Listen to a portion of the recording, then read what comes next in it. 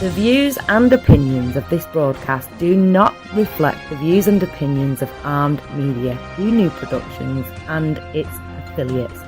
Enjoy the show.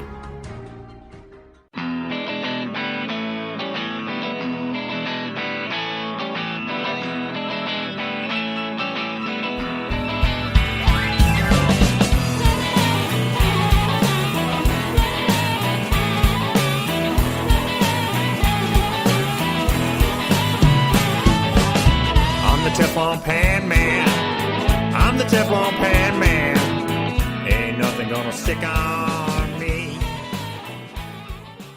Well, hello everybody. It's time for All You Can Eat, the podcast about deliciousness. This is your host, Rob Rosenthal. How are you? I am very glad to be here with you live, coming to you live from the studio in New York City on what day is this in November? Let's check it out. Only the 28th. Wow. Well, there you go. Almost 11 months through, 2018. Oh, look at that. I've lost a century. Anyway, super glad to be here with you. All you can eat. Let's talk deliciousness. It was, I had some deliciousness this week myself, and there are three things that I have in mind before I tell you what we're going to focus on this evening, which is a slew of recipes for brisket. Now, I mean, and by the way, I think everybody, I think a lot of people really like brisket in one form or another. Except for the vegetarians. But I will tell you that I just finished dinner myself. I went with the Chinese style roast chicken. I want to talk to you about that. This week also was notable from my perspective, in that it was Oyster Week here, my kind of annual oyster pickup. Let's delve into that, but briefly. Also, by the way, if you're interested, I wrote an article that was published this week on a restaurant that opened recently in New York. If you happen to be in the area or coming to the area, they focus on the restaurant Ristoro del Cinghiale. Cinghiale is actually wild boar. Ristoro is what you would think it is, kind of Italian for not restaurant per se, but a place that you would, restore yourself. Anyway, love the place. Wrote a review. If you want to see it, all you have to do is go to the Daily Meal, thedailymeal.com, and put into the little search bar Tuscany. And the first thing that'll come up will be my article called New York's Ristoro del Cinghiale, where the boar is wild, but the scene is serene. So that was this week. I mentioned having picked up oysters. There's a company that harvests them oysters, that is, in Rhode Island, and I'm on a list, and every November I get the email that it's time, perhaps, to come in and pick up your oysters. And I love doing that. I like oysters in general, and there's something about picking up a whole 50, 25, 100 of your own. The shucking, and they're great oysters, by the way. They've been very consistent about the quality of the oysters. And then, if you have the right equipment, you get to shuck your own. Not easy, but fun to do and just delicious. And I even, when you have a bunch of oysters, you can, shuck them as I did. You suck them down raw. They're great with just a touch of mignonette, which is, to me, that's kind of like the ideal accompaniment to the oyster. The mignonette is a sauce that's made essentially with some red wine vinegar and some shallots and maybe some black pepper. You don't need a ton more than that. But a little dab of that in an oyster just kind of accentuates everything about it, which is the combination of kind of salinity and sweetness, and there's kind of a metallic component to it. It's really the essence of the sea. Love eating them raw. But when you have that many, you eat them in other ways. So I had breadcrumbs left over from Thanksgiving. I fried up some oysters. Those were good. I ended up also making kind of a modified, what you would call buffalo sauce. So there were buffalo fried oysters, the combination of kind of like butter and and hot sauce, and I had garlic chopped up and ready to go. So it was a garlicky, hot butter buffalo sauce that I put over the fried oysters and some spinach that was in the fridge. Love working with those leftovers. Now that's a lot of tasty food right there. Sauteed spinach with some garlic, fried oysters, and some of the kind of a garlic butter hot sauce buffalo thing. That was beautiful eating right there. I had enough oysters so that one day I took a handful of the spinach that was in the fridge. I shucked a half a dozen oysters. I threw them in an omelet. Hello? Nothing wrong with that. That's some good eating right there. But I will say this, after putting oysters in an omelet, after frying them, after doing whatever else you used to do, the one way really, I think, to most kind of appreciate the oyster is literally sucking it right out of the shell. Either with a dab of mignonette or a squeeze of lemon or a little touch of hot sauce or just straight up, pure. There's something so beautiful about food that you don't have to actually touch in any way, and it doesn't get better. Literally, oysters in their purest form are beautiful because they're sitting there in like a tub of, salt water. Just lovely food. No fat really to speak of. No mercury. It's something great about the oyster. Had those. Tonight, normally I don't like to have dinner before the podcast. I like to keep it lean and clean and not be heavy down, but it was one of those things where it's like there were other people involved. I cooked some dinner. I had the chicken as I normally do every week because I pick them up 2 at a time, those whole chickens that you get at the Costco. Most of you know who have heard me before. I am the Costco ho. I show up there once a week, and one of my regular purchases happen to be 2 chickens. Sometimes they're organic, to be honest. Sometimes they're kosher. Because those birds all tend to be very good, and you know that my theory about cooking is very simple. Get the best ingredients you can. Don't mess them up too much. Today, not messing them up meant that I had in the house a little bit of ginger. I had a little bit of garlic, so I decided, rather than doing the regular lemon and garlic and herbs de Provence chicken, which is great. In fact, I had a chicken some days ago that I made with... There was a ton of rosemary in the house. Those were good. Lemon, rosemary, simple. Salt. You don't need much more than that. Garlic. Tonight's was a combination of your ginger and your garlic, coupled with a little bit of, I made like a, I guess you would call it a marinade. I've heard people call it a marinade. I don't really go for that. It's a marinade.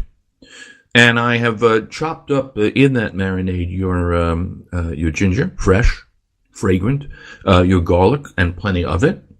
I put it into a little mini kind of chopper blender, and into that blender goes some soy sauce, and into that blender goes a little bit of sesame oil, and maybe you have some rice wine vinegar. I did. Maybe you have some mirin, slightly sweetened. Beautiful. Done. That's all you really need. Chop the heck out of that. Bathe the chicken in it. Put the chicken into a cast iron pan into an oven at about 400 degrees, and an hour later, my friends, well, an hour later, you know what I did? I sprinkled it with a little bit of honey, and then turned the oven off and let it in there so that the honey melted with the other flavors and created a beautiful brown kind of crust on the chicken. All you need is some white rice, made. All you need maybe is some sauteed vegetables, a little ginger and garlic again, soy, simple. And now I am here full rather than hungry. So that was what was going on. And then today on the podcast here, I thought we would spend some time. There is an article about oysters that maybe we'll come back to later, just because, we've touched on the subject. And there is even an article that is 1 year old, which I think I'm going to start with here because I found it, even though it's a year old, there's something about it that I thought was relevant to us. The article is entitled, "Recipes Are Dead, What the Future of Cooking Might Look Like." And so the article features your celebrity chef Tyler Florence, who has been kind of a staple on the Food Network for many years. A West Coast-based guy. And who's written, by the way, a ton load of cookbooks, and has basically taken the position that he will not print ever again any more recipes. Why bother? Claims he.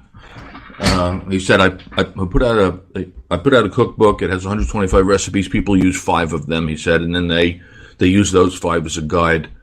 They'll interchange different ingredients. Tyler has decided to join up with some kind of app.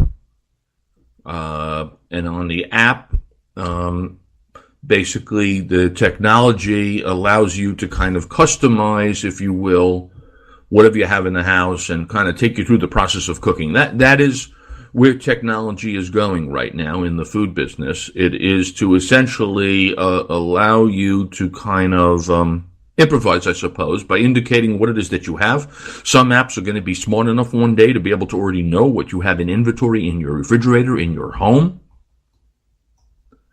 That'll be interesting. And then the app allows you to kind of customize your quote-unquote recipes, if you will, based on what it is that you have and, kind of what profile that you want, and et cetera, et cetera, et cetera. I don't know. I have mixed emotions about it. I'm all for technology. I love it. I use it. But here the question is this the end of recipes? Is it the end of cookbooks? And there are other apps that are referenced in the article. Washington Post, by the way, even though it's a year old. Another app will eventually walk users through recipes by listening. I love this. By listening to what's happening in their kitchen. Yes, you can call out the app to ask how much paprika you need, but the company promises it will hear audio cues to know where you are in the recipe, the sounds of chopping or the sizzle of frying pan. Talk about a loss of privacy.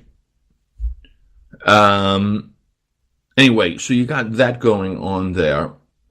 And then, the other side of the equation is that when you look at books, which themselves are going out of fashion, one of the categories of books that still actually performs well is cookbooks.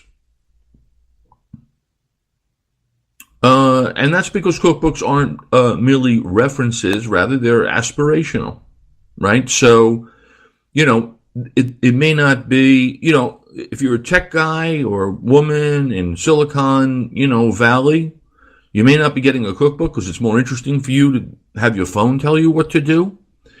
But there is something to be said for touching, feeling, seeing pictures, recipes, sources of pleasure, and really also, by the way, more than that, kind of understanding the fundamentals. I don't listen. I'm a guy that was trained in cooking. I've been doing it for a long time. I wrote a book about it myself, which if you don't have, you should get for $10. Why? Because here's the point that I want to make about it, that I'm all for improvisation. My whole book, by the way, is based on an idea that I called intuitive cooking, which suggests that once you understand a fundamental technique, that's when you're able to kind of have fun and improvise in the kitchen.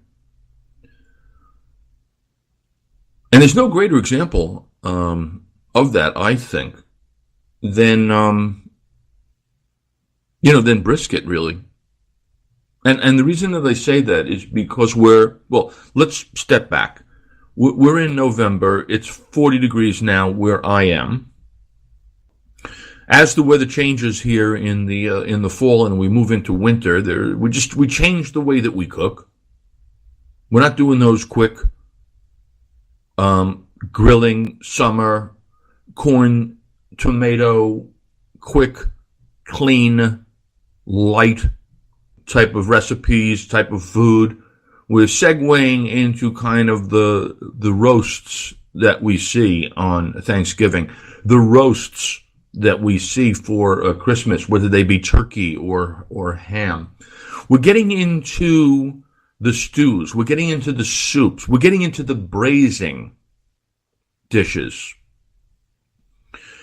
And I would say that if I had two favorite cooking techniques in the world, one would be braising. And it's braising, incidentally, which means that you're essentially cooking with liquid, and not whereas the food is submerged in it. That would be kind of, I mean, you could boil and you could do that kind of stuff. So, braising as a method involves using liquid but not submerging the ingredients in it fully. It's usually half to 2/3 covered with water. And but braising is beautiful for this season. And I think one of the classic braised dishes of all time is going to be brisket, which I think brisket is like universally popular. Like I said earlier, I mean, with the exception of vegetarians, that meat, that kind of like soft and luscious and just loaded with kind of gravy, and there's just something so kind of comforting, really, about brisket. And I want to spend some time on brisket, and I start with where I kind of left off before. I wrote a cookbook, and it's not just a series of recipes. Sure, there happen to be 100 of them, but that's not the point that I want to make. The point that I want to make is before you get into the recipes, I take you through what it means to kind of cook. Like, what is braising? How do you do it? And I'm making the point because I don't agree with the notion that recipes are dead and cookbooks are dead.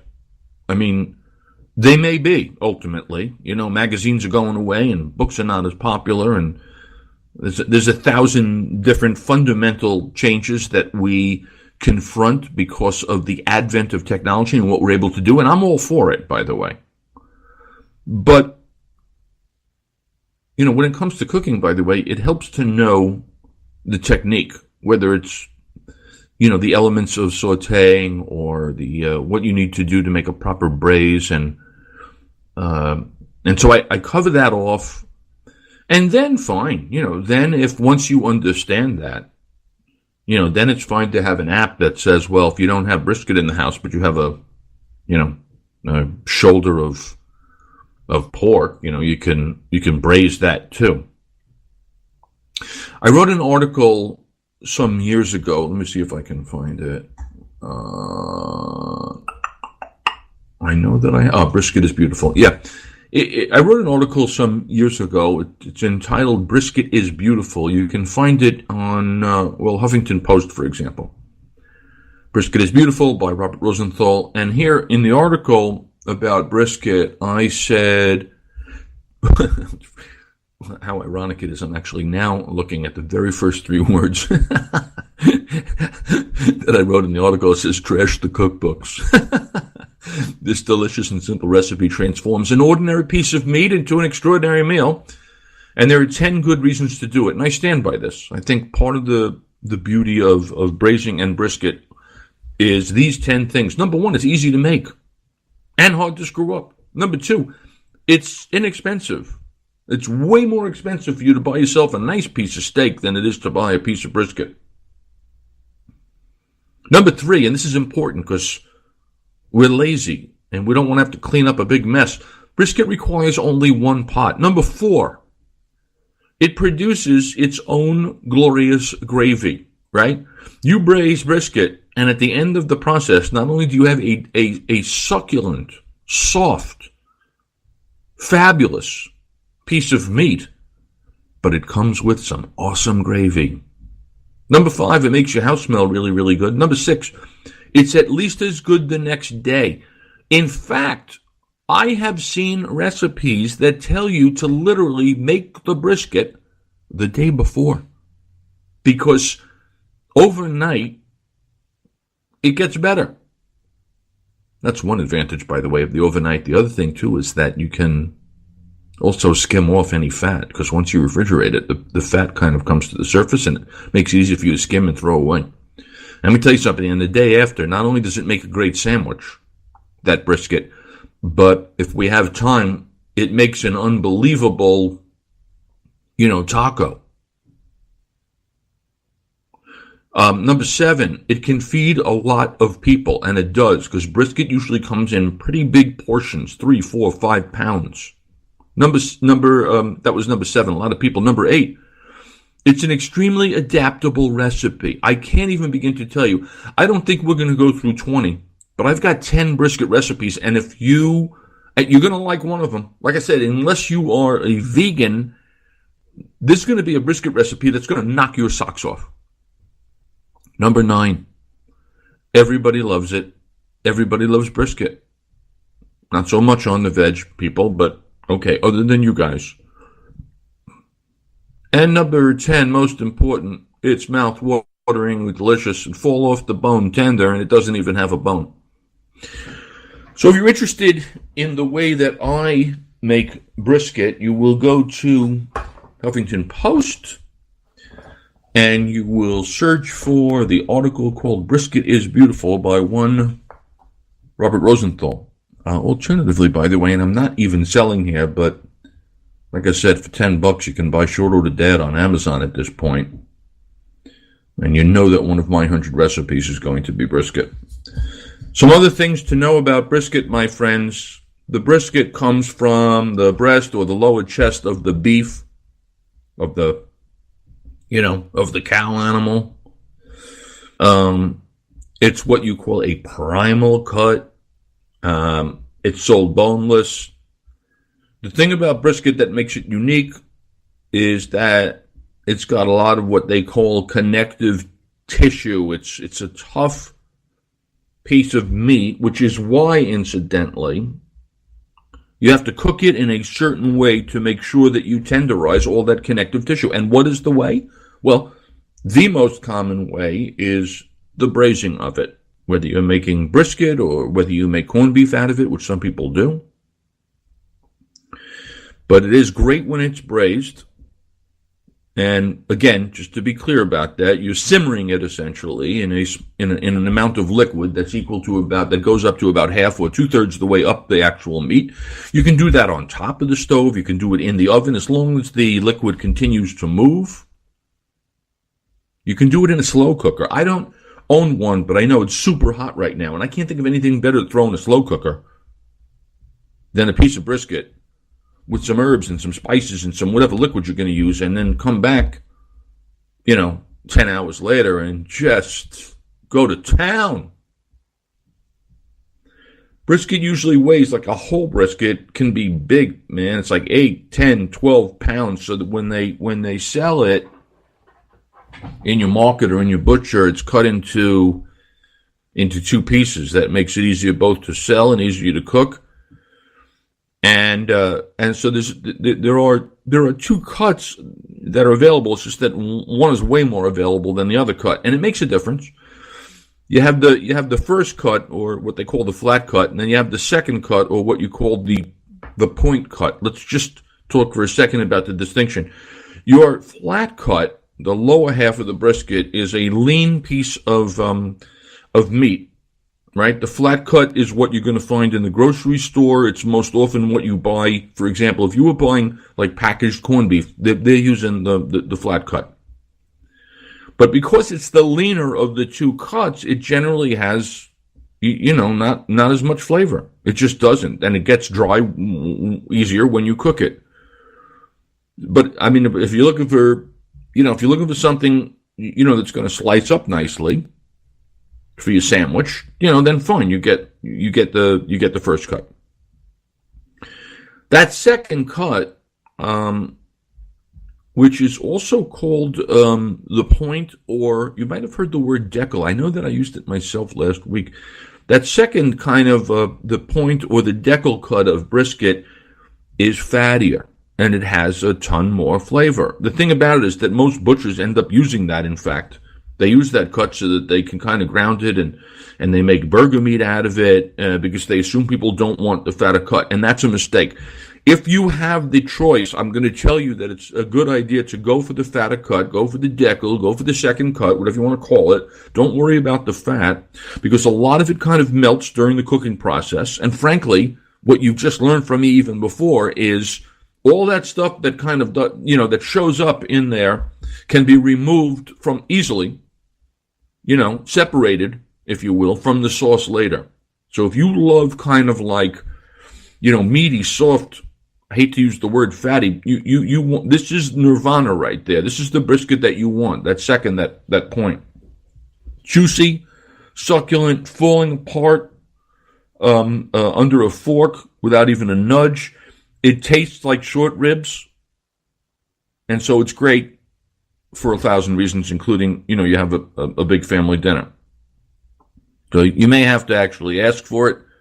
And not everybody's going to the butcher. If you go to the supermarket and they don't have it, it's fine. You'll get the first cut. You'll figure out what to do with that. But if you have the option, consider that second or that decal cut.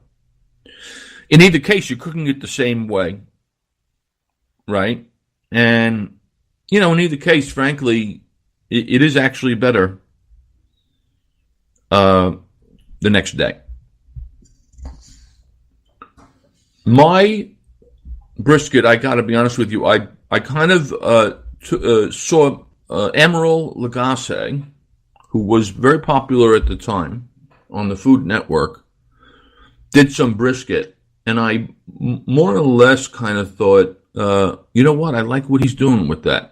Real simple like, because remember, my formula, most taste, fewest ingredients, least effort. Right? If I start seeing, 18 ingredients, I'm not interested. My eyes are glazing. But Emeril used a veritable ton, I think it was 2,000 pounds of onions and, and spiced it up. And I was like, yeah, I think I can do that. I can do that. I like what he did. It was brisket. There was garlic, I remember. There were onions. And guess what? The braising liquid was beer. Now, it doesn't have to be. Like, you can braise in any liquid, from water to stock to beer to wine. I don't care. But my recipe, which is both here on the Huffington Post, as well as in the book, relies on not a ton of ingredients, but your brisket, pounds and pounds of brisket. Only a couple of garlic cloves, and the reason why is because I literally will peel them, make slices in the brisket, and then put little slices of garlic in those little holes. So I'm basically kind of loading up the brisket meat with little slivers of garlic. And the first thing you always do with brisket is you season it aggressively on both sides with salt and with pepper. Plenty. And the next thing that you do is you sear it. You know what I mean by searing it. A little oil goes in a very hot pan. And you cook it on both sides until it gets a beautiful color. Do not burn it. The heat doesn't have to be too high. It just has to be high enough so that 3, 4, 5, 6 minutes into the process, you have beautiful color on one side of your brisket. You turn it over and do the same thing on the other side. And once it is seared on both sides, all you have to do at that point is add some things. I add a lot of onions. Now, I see my recipe here in front of me. It was 3 pounds of brisket. It was going to feed 6 people, so there are 4 onions. I'd suggest 4 or 5 pounds of brisket, use 6 onions, peeled and sliced. So all these onions go in. And you want to use something, I mean, you could, again, this is where totally adaptable, totally innovate. Add whatever flavor profile you like. I went with a little spicy on this one, so I went with the cayenne pepper or hot Hungarian paprika, whatever. A half a teaspoon, and a lot of onions, and then 2 or 3 bottles of beer. Any beer, sure. Better beer, amber, like flavorful beer. And so they go in. And then I throw in what I called the tomato product. In this case, it was, it could be tomato paste. It could be a can of crushed tomatoes, that kind of thing. And then, again, after you sear and all that stuff goes in together, that thing's cooking on a low heat, on a simmer, for hours and hours and hours. A minimum of 2, but it can certainly go longer. And as I said, you can cook on top of the oven. You can put it in the oven. The most important thing here, if you're not cooking in like one of those Instant Pot things, or those other kind of cooking things, it's a Dutch oven, they call it. Right? It's a covered, it's a heavy gauge, pot that you can cover. And you cook and you cook and you cook. And the only thing you want to make sure along the way is that you have enough liquid, that it hasn't evaporated to the point where it's dry in there. In which case you'd have to add a little bit more liquid in. And so that's how you make a brisket. It's just not that hard. And it's fantastic. And like I said, it's good that night. It's good the next day. And it's good if you want to convert it into something that you end up pulling apart and putting into tacos that you serve with some cilantro, some cheese, some pickled red onions. We can talk about that too. I watched a video today with the great Andrew Zimmern. His recipe for braised brisket. Concept is the same, right? Salt, pepper, and sear. And he puts in when it's time to put everything together, he uses some thyme, some sweet paprika, some sage, right? He's got a big old brisket in there. What else does he put in there? 3 medium onions, great. Black peppercorn short. He puts in bay leaves, 8 cloves of garlic, 1 cup of tomato puree, same idea. Uses beef stock instead of using the beer. And a cup of vinegar. Interesting. He's using red wine vinegar in a cup, and some fennel bulbs. Same thing, right? The concept is all that stuff goes in. It's one pot. It's cooking for a long time. I'm with you, Andrew. Southwestern pulled brisket. I pulled this recipe from somewhere, but it's worth taking a look at it. Serves for, but you can stretch it further if you want to make a taco style. 3 pounds of brisket, salt and pepper, vegetable oil, yes, 5 garlic cloves, peeled and smashed, 1 Spanish onion. Now, so here's the difference. You want to give this, and this is what I love about brisket. It's like a palate for you to have fun with. This one happens to be flavored because the thinking in advance here is let's have this stuff all soft and beauty, and then like the next day make tacos out of this thing. So this recipe calls for chili powder, ground coriander, ground cumin, and your liquid here is going to be a combination of some apple cider vinegar and some water. Again, whole peeled tomatoes go in. And finally, 1 or 2 chipotle chilies in adobo. Or if you don't have that, you use some other kind of chili pepper. And it also touches, there's a little bit of molasses in there. So it's a southwestern style because you've added to the whole braise the combination of cumin, coriander, and chili powder. Or you can just use, chili powder. Ancho chili powder I like. Regular chili powder I like. Chili powder 9000 from Penzi. It doesn't matter.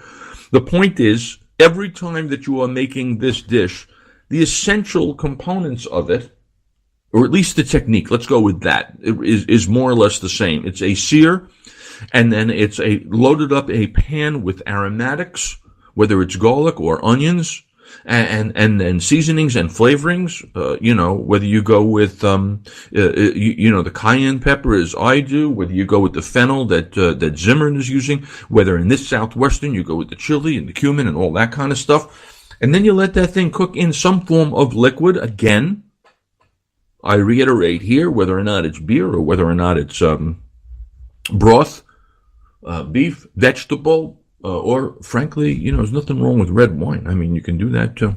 And then you cook a long, long time. And so it goes back to the original point I make. It's loaded with flavor. It's soft. It's delicious. It's great the next day. The house smells good, and it's really hard to screw up.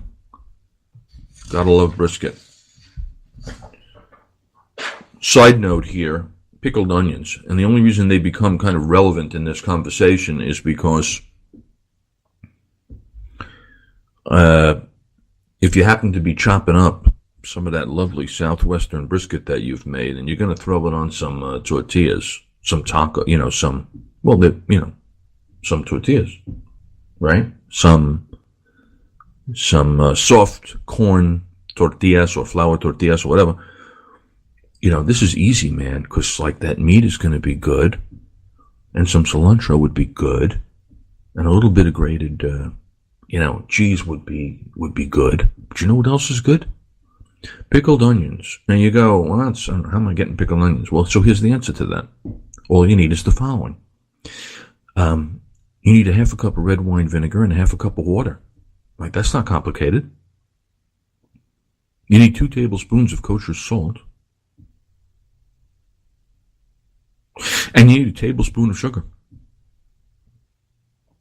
And all that you need, beside that, is some thinly sliced red onion. And so the red onion goes into that. And you may want to throw in a couple of dashes of hot sauce. That's not going to hurt anybody. Your favorite hot sauce, some sriracha, and you let it sit in the fridge for a while. And you end up with pickled onions. You know how good those are. Let's see. I don't feel like I'm totally done. I want to I'm referring here to, I probably shouldn't overdo the brisket thing, but here's one. I have in front of me on 21 best brisket recipes, and I don't, look, we're not going to, so let's just pick 2 or 3 to talk about how you can kind of adapt and customize. Here we are reading an article about how, apps are going to help you customize. You do not need an app to help you customize. When you are braising a brisket, customization is your game, man. Customization is like your treat. That's your pleasure. That's your opportunity to choose the flavors you love and to kind of invent your own flavorings. If you happen to like, I just, again, because I made Chinese flavorings tonight. If you happen to like Chinese flavors, what would stop you? Nothing. From putting into the braising liquid some soy sauce and a little touch of sesame oil and maybe a little bit of ginger and certainly some garlic and, maybe some sriracha. Nothing would stop you. Oh, star anise. I'll tell you something, man. When you are braising, one of the great flavors that you can throw into whether it's a brisket or short ribs that are cooking there for 2 or 3 hours is a star anise. Man, it's a beautiful flavor. And I've thrown some crazy stuff into my braises. When I say crazy, I mean, cocoa powder. A touch of cinnamon, but whatever flavor profile you like. So that's why I'm looking at this. I'm going to just tell you what these are. So there's 21 recipes. One uses pomegranate and walnut sauce. One tells you what to do in an Instapot, and basically it's using different kind of chilies, right? Then you have one that's a brisket that's rubbed with Turkish, coffee. Why not? Here's one that's braised with wine and tart cherries. That would be, that's just exciting. What else? Belgian ale braised. So again, in the Belgian, that's not terribly different from what it is I'm proposing. The concept on braising is if you get a beautifully flavored beer, it's going to bring a beautiful flavor to the final product.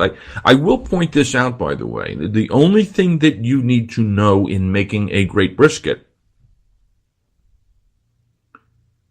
is that you ensure along the process, along the cooking time, that it doesn't get too dry in there. And if it does, you can add more liquid.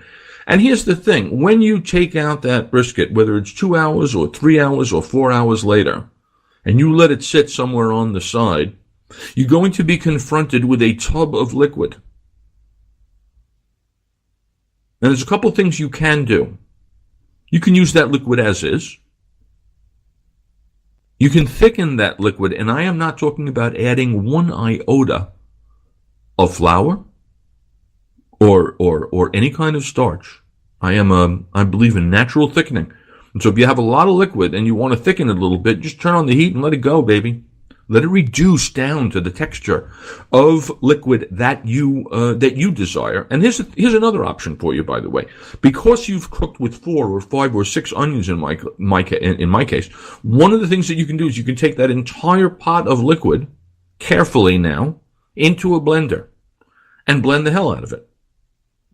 And when you have onions that have been cooking for hours, they get sweet and they get creamy, and that sauce becomes amazing. Just be careful always when you put hot liquid into a blender, because if that lid flies off, and it has, pressure, heat, you'll be in the hospital with third-degree burns. You do not want to do that. The way to avoid that is to open up the vent there at the top of that blender and put a towel over it and hold that and then pulse it.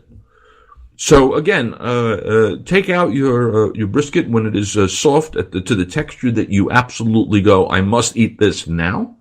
Look at what you have left in the pot, and decide whether or not you're going to have it as is, whether you're going to reduce it with more heat over time, no rush, or whether or not you're going to blend it into a creamy, sweet, oniony gravy. All good options.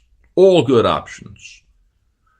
Beer braised brisket, pulled brisket sliders. Well, I'll tell you something, man. Yeah, red onion, sure. That's what I'm talking about. Listen to this. Leftover brisket goes inside a taco corn tortilla, garnished with your red onions and chopped fresh cilantro, and everybody is happy with that, and a cold beer and some chips and some guacamole. I don't care what time of year. That's beautiful. Oh, here's one for you. Oh, I like this.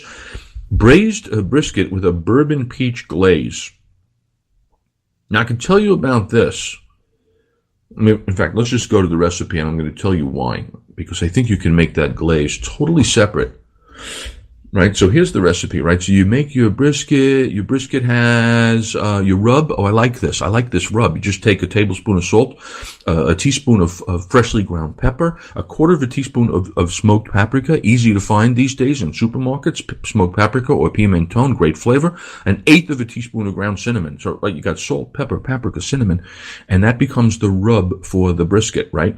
That brisket goes into your thing, into your Dutch oven or into your pot, and it uses a combination of everything we had talked about. There's going to be onions, there's going to be garlic, there's going to be some broth, there's going to be some stout, even a little bourbon and brown sugar, soy sauce, etc., etc. There's celery, there's tomatoes, there's carrot, not unusual. There's some soy sauce and balsamic. If you're interested in the recipe, it's on Epicurious, and it's called, just in case, it's called a braised brisket with a bourbon peach glaze. Now, here's the thing. Even if you don't do all of those things, right, but you just like the idea of the glaze, check it out. Take 1/4 of a cup of the braising liquid. It's not a lot. And you put it in a blender. And what you're going to do is you're going to add jam and bourbon. What kind of jam? Peach, jam, or preserves. Couple of teaspoons, that's a joke. Couple of tablespoons of bourbon and salt and pepper, right? So you blend your braising liquid with some peach jam and some bourbon. You hit some salt and pepper, and then you put your broiler on. Take 3 or 4 tablespoons of the glaze, put it on top of the brisket with the back of a spoon, like you're painting it. Broil the brisket in the pot until it's browned and glazed, watching carefully to prevent burning, 4 to 5 minutes. Transfer brisket to a cutting board, slice against the grain, transfer to a platter, ladle braising liquid over, drizzle remaining glaze on top. Hello! Damn. How good would that be? Wine braised brisket, same idea, but you're using wine. And then, of course, the Atlanta brisket, which I laugh at, but I totally understand it. In order to make Atlanta brisket, you're basically using Coca-Cola as your braising liquid. 5 pounds of brisket, 2 bottles of Coca-Cola, salt, pepper, oil. Gravy, 2 cups of Coca-Cola marinade we've made, dry onion soup mix, tomato sauce, ketchup, onions, bay leaves, bingo. All right, I think that we have really covered the heck out of the brisket here, so it's time to move on, but my point remains the same. 'Tis the season to do the brisket, and it's easy to do. And like I said, there's 1,000 places to find it, from my article online in Huffington Post. You know that I have a book. You know that Zimmern has a recipe. Anywhere you look, you're going to find brisket, and the concept remains the same. We've talked a lot about it. You know what kind of brisket to get. You know what braising means. You know how to create great flavors. You know how to eat it the day after. Starbucks. I'm jumping into something completely unrelated, which is the new Starbucks Juniper Latte. Now, again, this is an article from yesterday, and I thought it was interesting. I don't attend the Starbucks. It's fine for those who do. I'm not a latte drinker. I don't think I've ever tasted the pumpkin product. I have no interest, but I was interested in this because the headline of this article is the new Starbucks Juniper Latte tastes like one too many gin and tonics. And the reason for that, of course, is because juniper happens to be the main ingredient in gin, and I happen to be a fan of the gin. But I thought that this was very funny. An article that basically says Starbucks Juniper Latte is supposed to be a holiday drink, but you know what, juniper is intended really for gin. This raised a lot of questions. What does juniper taste like? Does the flavor of gin go with coffee? Does the flavor of gin go with steamed milk? And the answer to most of these questions turns out to be no. That in fact, coffee mixes well with certain boozy flavors, like the dark liqueurs, Bailey's, Amaretto, Frangelico, Kahlua, and there are even espresso martinis with vodka. Gin, however, does not tend to make the list of alcohol that pairs well with coffee, and that is reflected in some of the what I thought were kind of funny tweets on the subject from this, and his one, for example. Love how Starbucks has started casually advertising a juniper latte as if any one normal person knows what juniper tastes like. Next, Starbucks' new juniper latte sounds like it tastes like one of those tree air fresheners. It's nice to see Starbucks stick to traditional holiday flavors like eggnog, gingerbread, and tree. The juniper latte tastes like a pine cone, and not in a good way. And so there you go, my friends. Can you put gin in coffee? And the answer is it doesn't sound like you can. Let us shift gears. Pickled onions, I think we talked about, so we'll kill that. I just love the idea of it. I had mentioned oysters, and I am now looking at an article from the New York Times. Not a lot to report here other than one of the things that we've become good at over the last, it seems, 100 years is figuring out to actually cultivate these things. I'll just get to the conclusion of the article. I love oysters. I suggest that you eat them. This is certainly a good time of year to have them because the colder the water, generally speaking, the firmer and kind of more delicious is the oyster. I like, I like the happy hour. I like somebody else shucking them. I like having them with a nice glass of, like a Sancerre or something like that. Although I suppose a gin martini would not hurt you with that. And the point of the article is that oysters used to be kind of like these strange, exotic creatures, and because they've been cultivated, they have become essentially less complicated, and in a way that's fine. They're certainly still delicious, but there was something about when they were kind of exotic and crazy, and people who ate them were too. I want to head here over to, also in the New York Times, let's see, is this the one? Yeah, no. Licky Lee. Licky Lee, I've been a fan for a long time. I have seen her actually in a concert, Swedish. I'm to be a big fan of the Swedish rock and roll. The Hives being, I think, my favorite example, but there are a lot of Swedish music artists that I like. One of them is Licky Lee, Lykkeli. Let's see if we can actually listen to Licky. I don't know what let me see if I can make Licky Lee happen on the music thing. You'll see what I'm talking about here. Here we go.